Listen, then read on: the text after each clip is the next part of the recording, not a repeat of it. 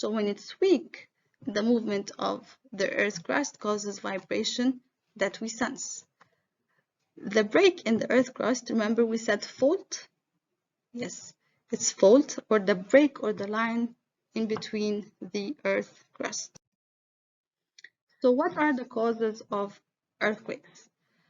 When earthquakes happen, what happens during an earthquake is that the plate boundaries, when they move past each other or they slide, seismic waves are released, energy is released, which causes fault lines or breaks in the earth crust and ground, very strong ground movement.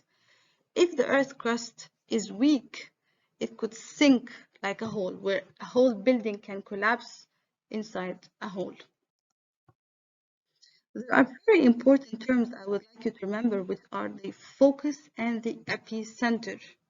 What is a focus? Focus is the point in the Earth's surface where the energy is released and the seismic waves causes the ground to move. So it's deep in the center of the Earth, the focus where the energy or seismic waves are released. On the surface of the Earth crust is called the epicenter. So this point on the Earth's surface, the epicenter, is where we sense the movement of the Earth crust.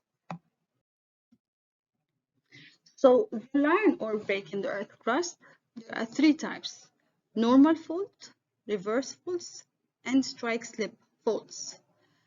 The normal faults occur at divergent boundaries. That means when the faults move past each other a little bit. But here the earthquakes are very minimal. You can rarely sense it because they move away from each other. The reverse faults occur at convergent boundaries, which is very strong earthquakes formation. They slide past each other and towards each other.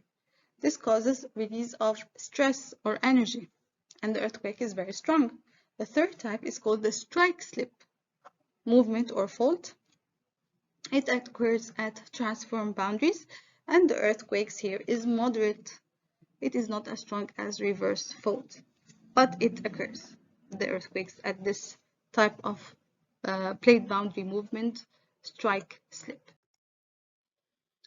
How do you determine the strength of an earthquake? So seismologists are scientists who study earthquakes.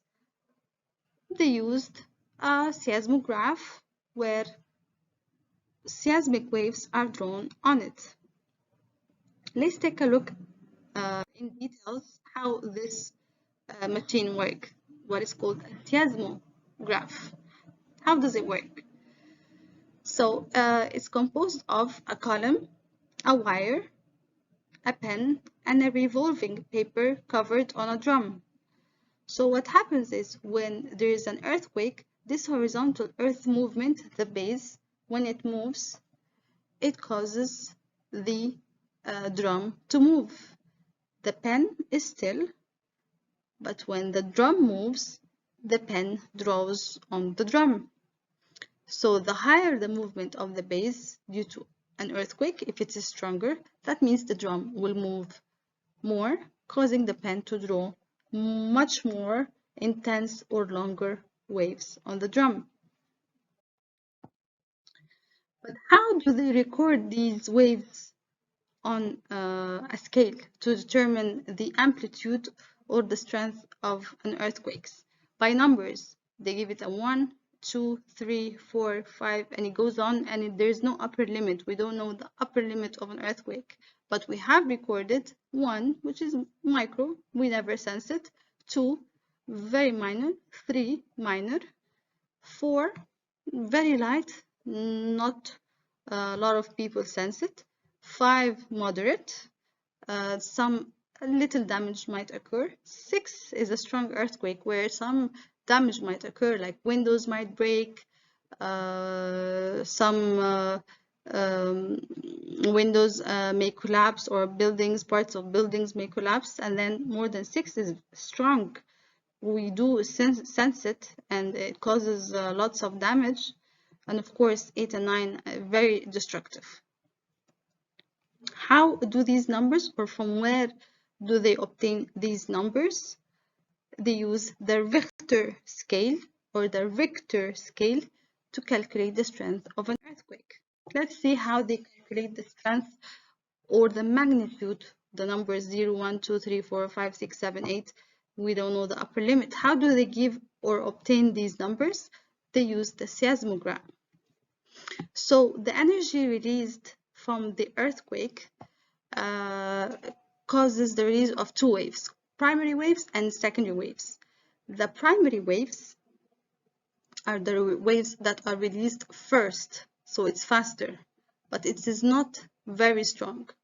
The secondary waves, it takes time, however, they are very strong waves.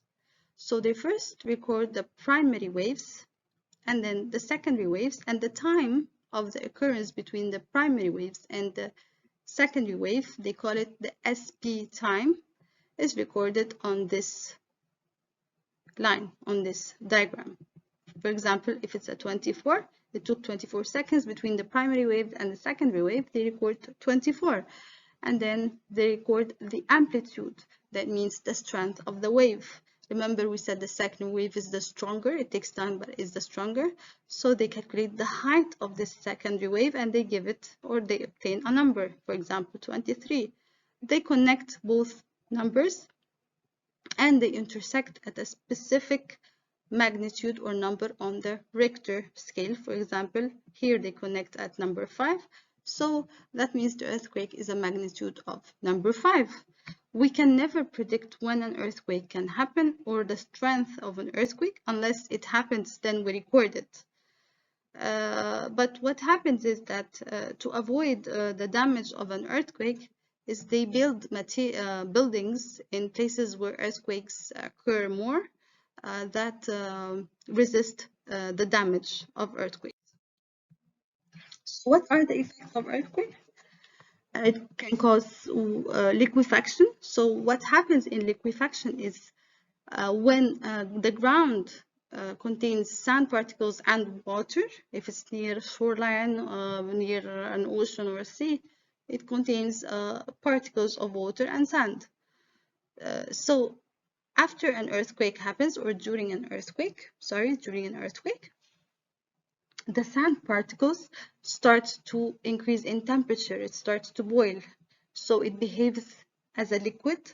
So when earthquake happens, it's behaving as a liquid, the building collapses and its sink causes a liquefaction phenomenon because it acts like a liquid. The second effect is landslide. As you can see in this picture, it's like mountain formation, the sliding of sand from on top of a mountain to the village underneath causes complete destruction due to earthquake at this point. High mountain point, this slides the sand underneath to the lower place, causes severe destruction of villages and valleys. The third effect, which is catastrophic, is called tsunami. So what happens is when earthquake happens at ocean shoreline or beneath the ocean crust, this causes high or elevation of the waves to the shoreline with a high speed, approximately 800 kilometers per hour, causes complete destruction of cities surrounding it. Imagine how high the waves become due to the movement of the earth crust or the energy released in a response of the earthquake or crust movement.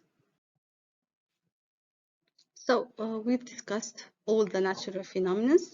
Let's now summarize and review what we've learned.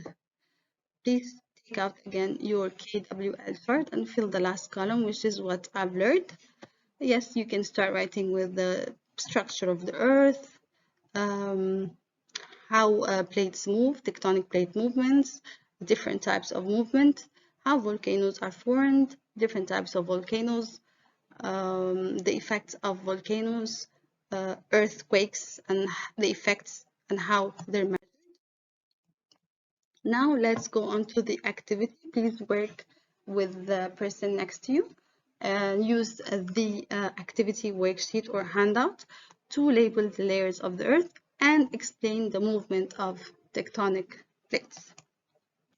Please draw a diagram of the tectonic plate movement and how movement in the mantle layer, how the change in pressure and temperature causes the plates to move. And please label the diagram with the layers that is indicated in the diagram. Okay, so 5 minutes to finish the activity and we will review it together. Now let's take a quiz, a 5-minute quiz. Take out a piece of paper, a blank paper, and answer or complete the following sentences. First sentence is a volcano that has erupted recently and is expected to eruption. Please state which type of volcano or which state of volcano. Number 2, types of plate boundary movement. The 3 types. Fine material thrown out by a volcano. Number 4, the central part of the earth is called. Number 5, the central opening at the summit of volcano is. The thin layer of earth is called. 7, types of volcanoes are. Please complete. 8, a sudden movement of earth crust is called. Number 9, molten rock before the earth's surface is. Number 10, instrument used to determine the strength of an earthquake. Number 11, a volcano that is not expected to erupt again is called. Please complete the following sentences and we will answer them together as soon as you finish. Here are the answers to the questions or completed sentences. Volcano that has erupted recently and is expected to eruption again is called an active volcano. Number 2, types of plate boundary movement are called diversion, conversion, and transform. Fine material thrown out by a volcano is called ash or dust. The central part of the earth is called inner core. The central opening at the summit of a volcano is called magma chamber. The thin layer of earth is called crust. Types of volcano are shield, cylinder, dome, stratovolcano. A sudden movement of earth crust is earthquake. Molten rock before the earth's surface is called magma. The instrument used to determine the strength of an earthquake is a seismograph. Finally, a volcano that is not expected to erupt again is called extinct volcano. Does anyone have any questions? Okay, so your homework for today is to read chapter 8 on earthquakes and volcanoes.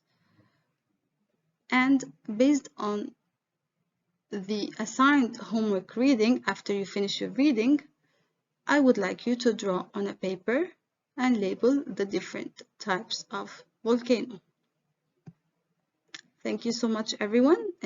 Please feel free to ask any questions. Okay, thank you so much.